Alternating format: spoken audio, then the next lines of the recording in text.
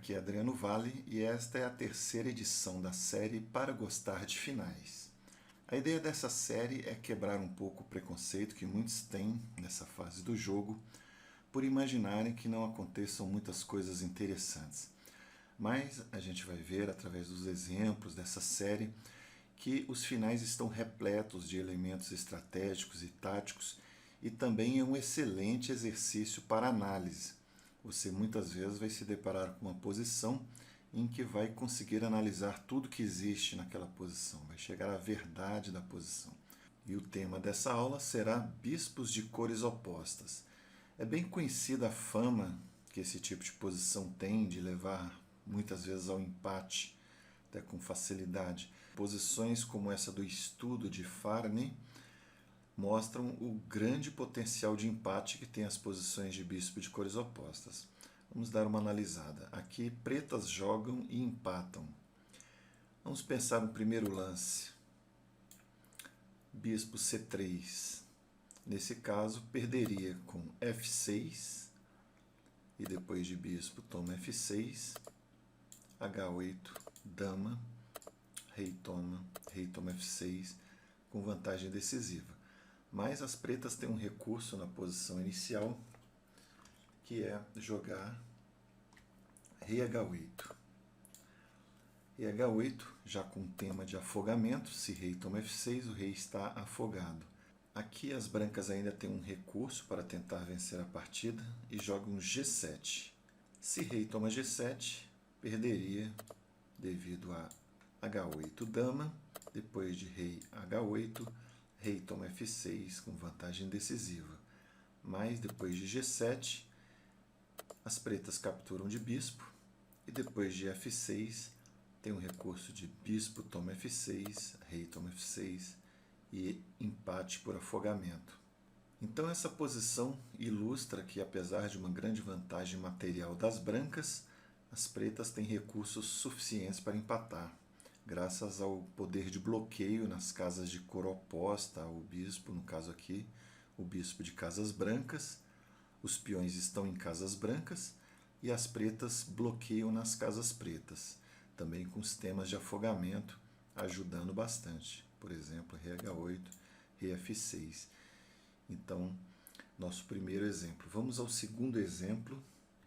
Aqui temos os peões passados das brancas um pouco mais distantes.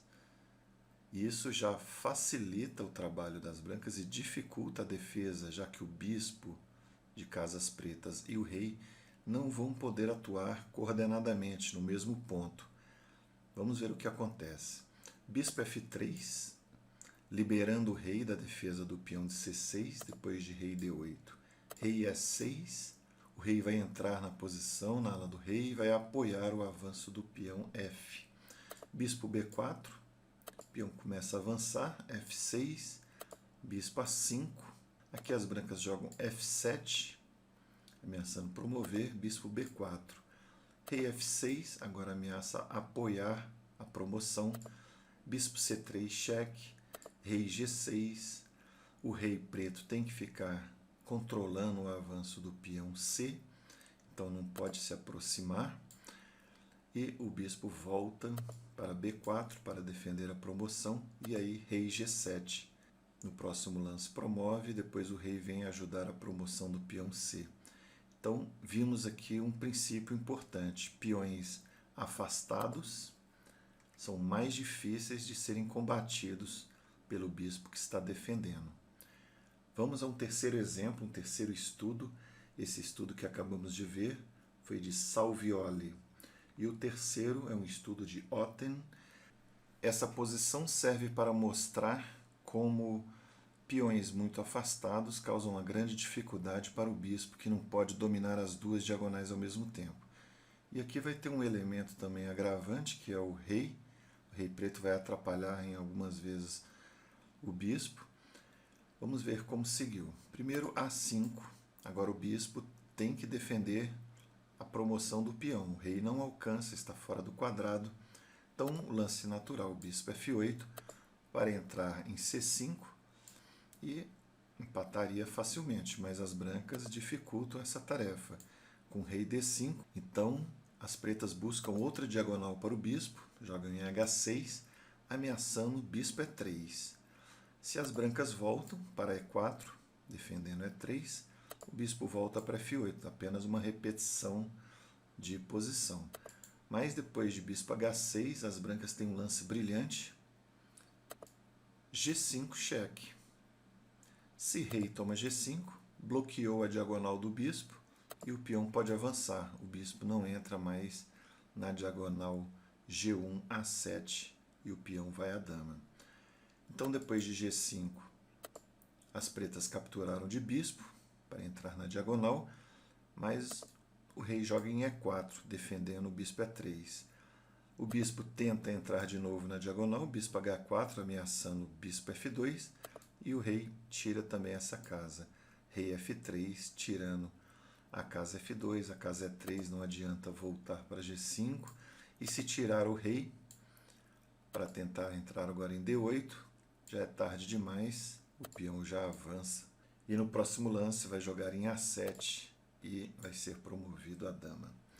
Então, baseado nesses princípios que vimos nesses 3 estudos, vamos ver agora 3 posições extraídas de partidas magistrais, de campeões mundiais e de fortes jogadores da elite. Vamos ver o primeiro exemplo. Essa posição surgiu na partida Paul Keres e Mikhail Tal, jogada em 1957. Final de bispo de cores opostas. Tal tem um peão passado, mas ainda é pouco para a vitória. Apenas um peão passado. Ele segue ativando seu rei. Rei H5 e Keres joga bispo A3. Tem um contrajogo aqui nos peões que estão em casa preta, G7 e H6. O Tal captura em H4 e o Keres joga bispo F8.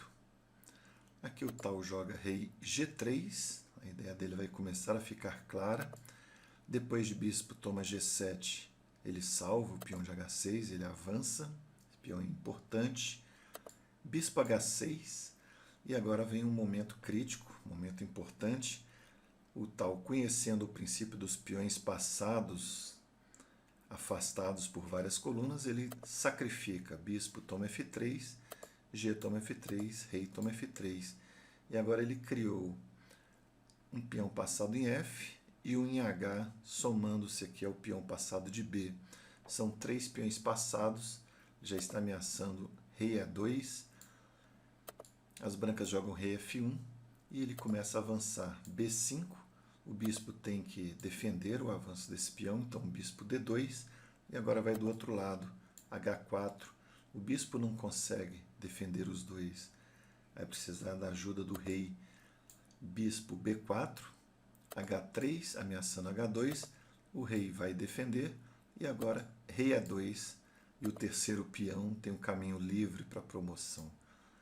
Mostra um lado estratégico, um lado técnico do Tal, mas sempre com muita criatividade. Então ele não apenas fazia combinações brilhantes, mas jogava finais como esse também. Vamos ao seguinte. Essa é de uma partida de Alexander Kotov contra Mikhail Botvinnik, jogada em 1955, campeonato russo.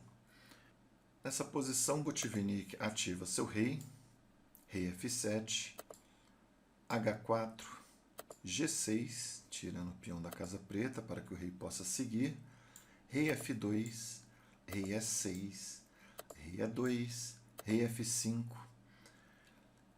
rei D2, e aqui um problema semelhante à partida anterior. O Botvinnik tem apenas um peão passado, ele precisa de 2 peões passados. Vamos ver a técnica exemplar de Botvinnik, como ele vai conseguir esse outro peão passado. Primeiro ele joga rei G4, atacando H4, ameaçando fazer um passado. As brancas defendem. Ele joga rei G3, bispo E7, rei H3, bispo F6, rei G4. Apenas talvez para ganhar tempo no relógio, fez alguns lances que não mudaram muito a posição.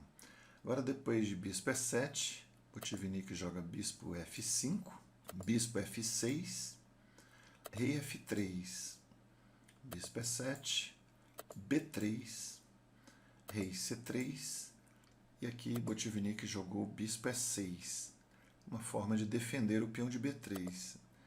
Se as brancas capturam agora, seguiria D4 cheque e D toma E3, e já temos aqui um peão passado muito perigoso, com o rei apoiando, não teria forma de evitar essa promoção. Mas depois de bispo E6, Kotov jogou o bispo C5. E agora vem o lance brilhante, a concepção original de Botvinnik para formar um peão passado na ala do rei. Não adianta atacar o peão, porque o bispo volta a defender. Então ele joga fantástico lance G5. Se tomar de H, o peão de H já vai ficar passado. E quando toma de F, ele joga um intermediário D4 para defender o peão de B3. Depois de E toma D4, rei G3, e vai fazer mais um passado. Depois de bispo A3, rei toma H4. Não adianta nem avançar, esse peão está sob controle. Rei D3, rei toma G5, rei E4, e aí temos os dois peões passados, e o bispo e o rei não conseguem bloquear os dois ao mesmo tempo. H4, rei F3, e aqui Botvinnik jogou o bispo D5, e Kotov abandonou. Agora, depois de rei F2, Botvinnik pode ir tranquilamente para lá da dama, e vai ganhar o bispo, e depois volta para promover o peão de H. Então, um excelente exemplo de Botvinnik. E agora vamos ao nosso último exemplo, um exemplo mais recente, da partida Topalov-Shirov, jogada em 1998. Primeiro, Shirov começa com os princípios naturais, melhorar o rei, rei G1. Agora ele quer continuar melhorando o rei, precisa avançar, precisa da casa F5 e entrar na ala da dama. Mas se ele tira simplesmente, o rei branco vai alcançar aqui o centro, dificultando enormemente a tarefa. Então vem a tática no final. Shirov, que era um jogador extremamente tático e excelente finalista também, encontrava muitas oportunidades de usar a sua visão tática nos finais. Isso é um incentivo para quem acha que os finais são monótonos. Vamos ver o lance do Shirov. Bispo H3. Bispo H3 vai distrair um pouco aqui, o rei não vai poder se afastar, então ele vai perder um tempo tendo que capturar o bispo.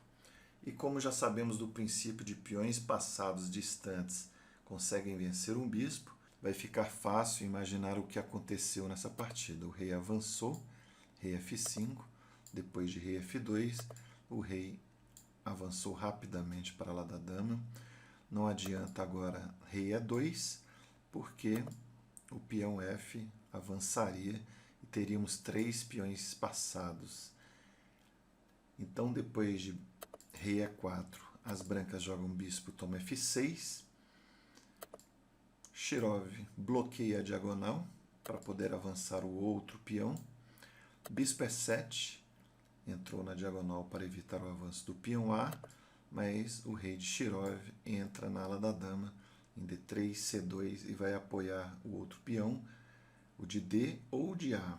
Vamos ver a sequência. Bispo C5, aqui ele joga ganhando um tempo, rei C4, bispo E7, rei B3 e as brancas abandonam, porque ele está ameaçando A3 e se o rei branco joga em E2, aí ele muda de direção e joga rei C2, ameaçando cheque. Então vamos ver nessa posição bispo B4, por exemplo, para bloquear a casa D2, D3, rei E1. Agora o bispo está sobrecarregado, está defendendo os dois peões. Avança 1, avança o de A, e no momento que toma, bispo A3, D2 e promove. Espero que com esses 3 estudos e esses 3 finais práticos tenha ficado um pouco mais claro os princípios que regem os finais de bispo de cores opostas. Já sabemos que não é sempre empate, existem muitas formas de desequilibrar. Também pode ser utilizado o tema em meio jogo, com a presença de torres e damas. O bispo de cores opostas também vai desequilibrar e geralmente vai favorecer um dos lados, o lado que tem mais iniciativa, que está jogando para o ataque. Nos finais, um elemento que é muito importante é a presença de peões passados. Quando esses peões passados estão mais juntos, é mais fácil bloquear. Quando estão mais separados, é quase impossível. Então, até a próxima aula da série Para Gostar de Finais.